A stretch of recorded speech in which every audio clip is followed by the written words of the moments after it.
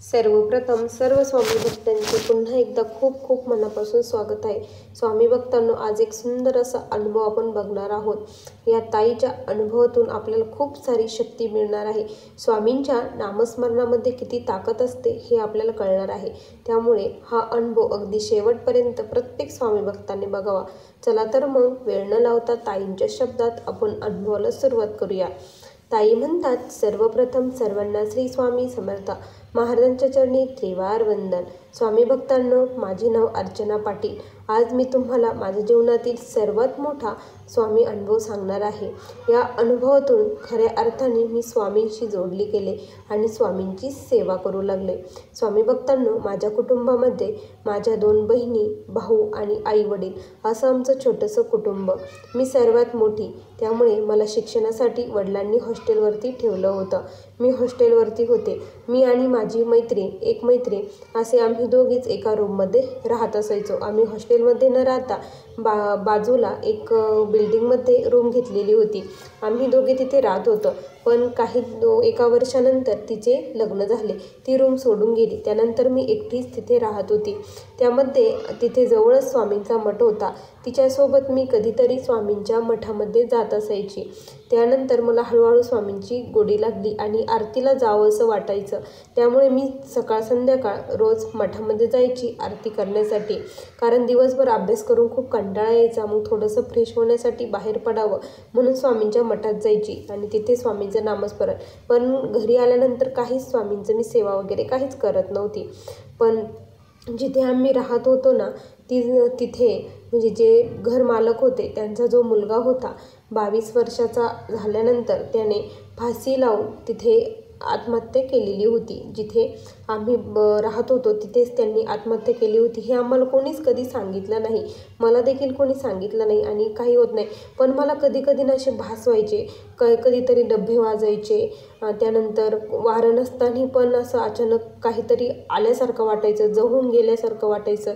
इथे कोणीतरी आहे असा भास व्हायचा. पण मग असंही वाटायचं की स्वामी आपलं रक्षण करत आहे. असं वाटायचं की स्वामी इथेच आहे आणि त्यामुळे काही भीती वाटत नसायची. स्वामींचा शब्द आठवायचा, भिवू नकोस, मी तुझ्या पाठीशी आहे.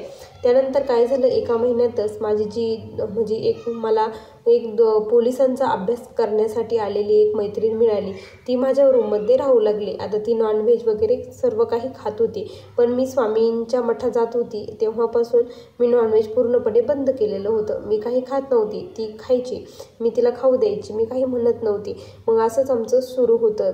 काय झालं, एक दिवस रात्री अचानक 1-2च्या दरम्यान आमच्या इथे मला नाही का असं माझ्या पायाला कोणीतरी हात लावल्यासारखं जाणवलं. कोणीतरी मला माझ्या पायाला स्पर्श केला.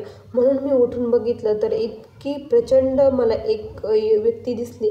ती एक अशी उंच पुरी होती. तिने मला असे दात दाखवले. मी खूप घाबरली. श्री स्वामी समर्थ महाराजांचं नाव घेतलं. माझ्या मुखातून आपोआप स्वामींचा मंत्र चालू झाला. त्यानंतर सकाळी उठल्यानंतर मला कळालं की माझ्यासोबत असं काही घडलं, असं मला जाणवलं. खूप भयानक प्रसंग होता.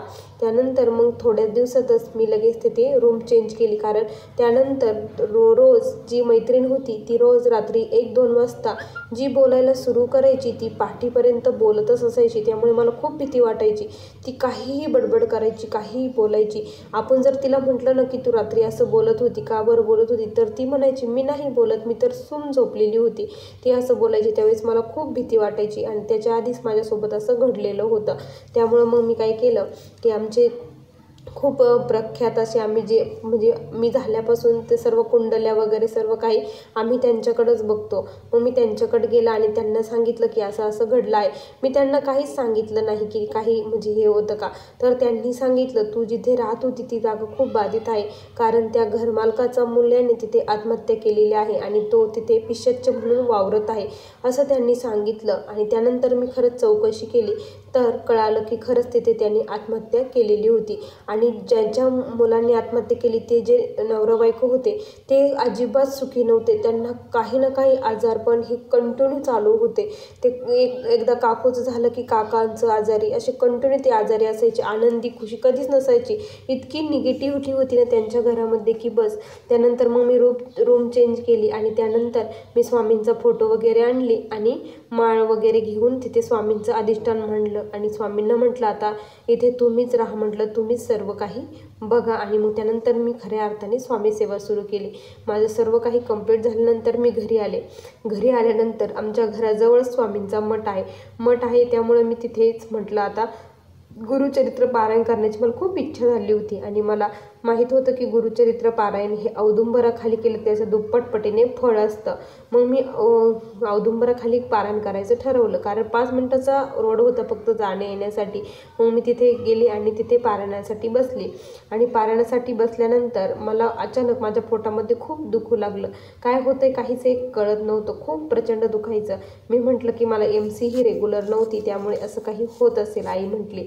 पण म्हटलं एकदा हॉस्पिटलला जाऊन येऊया. पण मग थोडं टाळाटाळ केली कारण पैसेही नव्हते, म्हणून मग थोडं थांबलो. आणि त्या दिवशी मी गुरुचरित्र पारायणाची समाप्ती होती आणि आईलाही सांगितलं की आई महाराजांना बोलली की महाराज हे किती दुखत आहे, किती त्रास होत आहे, एकदाच याचं काहीतरी करा ना, हे थांबवा ना, काहीतरी करा, अशक्य असणारी गोष्ट शक्य करा, असं मी स्वामींना म्हटली. आणि त्या दिवशी आई मला म्हटली की आज आपण हॉस्पिटलला जाऊन येऊया, पेमेंट झालं आहे. मग आम्ही हॉस्पिटलसाठी गेलो. मग तिथे डॉक्टरांना सांगितलं, डॉक्टरांनी सोनोग्राफी करायला सांगितली आणि सोनोग्राफी केल्यानंतर कळालं की माझ्या जे मोठं आतडं आहे तिथे खूप मोठी अशी गाठ आलेली आहे. खूप मोठी 9 mm गाठ होती, खूप मोठी होती. आणि डॉक्टर म्हटले तुमचं नशीब चांगलं, ही गाठ आता 4-5 दिवसातच फुटली असती म्हणे, त्यानंतर लगेच त्याचं ऑपरेशन करावे लागेल असं म्हटले. तर मग लगेच ऑपरेशनची तयारी वगैरे करण्यात आलं. मला ॲडमिट केलं. मला महाराजांचं नामस्मरण चालू होतं, स्वामी काहीतरी करा आणि माझं हे ऑपरेशन व्यवस्थित पार पडू द्या आणि सर्व काही व्यवस्थित होऊ द्या, मला त्रास होऊ देऊ नका. आणि आदल्या दिवशी रात्री माझं ऑपरेशन झालं आणि दुसऱ्या दिवशी मी कुणाचाही आधार न घेता चालू लागली. ही शक्ती मला फक्त स्वामींनी दिली होती.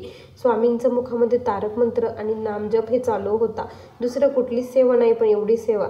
त्यानंतर असेच माझे पारायण खूप प्रचंड मोठे म्हणजे अनुभव मला त्या पारायणामध्ये येत गेले. माझ्या भावाचं जे सिलेक्शन होत नव्हतं त्याचं देखील सिलेक्शन, बहिणीचं देखील सिलेक्शन झालं. त्यानंतर पप्पांना देखील पुढची पोस्ट मिळाली. त्यामुळे सर्व काही व्यवस्थित होत चाललं होतं. मी जसे पारायण करत होते तसं छान होतं. मी फक्त MCचे माझे 5 दिवस बंद ठेवत होती आणि पारायण कंटिन्यू चालू ठेवत होती. मी पारायण बंदच केले नाही, कारण मला ते केल्यानंतर खूप छान वाटायचं, खूप प्रसन्न वाटायचं, मन शांतीही वाटत असायची. पण आयुष्यातील दुःख हे कधी संपतच नाही असं म्हणतात ना, तसंच काही माझ्या बाबतीत देखील घडत होतं. त्यानंतर काय झालं की मी असेच गाडीवरून चालली होती. गाडीवरून चालता काय झालं की मागून एक ट्रक आली आणि तिथं मला उडून दिलं. जेव्हा ट्रकने उडवलं मी एका बॉलसारखी खूप लांब अशी प्रचंड उडवले आणि हायवेवरतीच पुन्हा पडले. हायवेवरती पडले. आता विचार करा, हायवेवरती पडली. त्यानंतर मागून ज्या जोरात गाड्या येतात तेथे एकही गाडी नव्हती. अक्षरशः मी बेशुद्ध पडली होती. मला काहीच त्यानंतर काय झालं, कोणी मला हॉस्पिटलला आणलं, काय केलं मला काही एक माहीत नाही. पण मला माहीत आहे की मला स्वामी महाराजांनीच वाचवलं आहे. त्यामध्ये मला फक्त डोक्याला थोडासा मार लागला होता, बाकीकडे कुठेच काही झालं नाही. मग डोक्याचं सिटी स्कॅन वगैरे केलं तर सर्व रिपोर्ट हे नॉर्मल आले. सर्व काही व्यवस्थित झालं. स्वामी कृपेने मी पुन्हा पहिल्यासारखी झाली आणि पुन्हा पारायण करू लागली. स्वामींची माझ्यावरती खूप मोठी कृपा आहे की स्वामींनी मला 2 वेळेस वाचवलं आहे. आता यापुढे जे काही माझं आयुष्य आहे ते स्वामी सेवेतच जावं आणि जो काही मला मुलगा मिळावा तो पण स्वामी सेवकच असावा, अशी स्वामींच्या चरणी आता प्रार्थना आहे. त्यासाठीच मी आता स्वामींची सेवा करत आहे. असा मला आलेला हा स्वामींचा अनुभव होता. श्री स्वामी समर्थ. बघा स्वामी भक्तांनो, किती सुंदर असा अनुभव या ताईंना स्वामींनी दिला. किती छान प्रचिती आहे. तुम्हाला या ताईंचा अनुभव कसा वाटला नक्की कमेंटमध्ये कळवा. पुन्हा भेटूया अशा सुंदर अनुभवासोबत. तोपर्यंत सर्वांना श्री स्वामी समर्थ. जय जय स्वामी समर्थ. श्री गुरुदेव दत्त.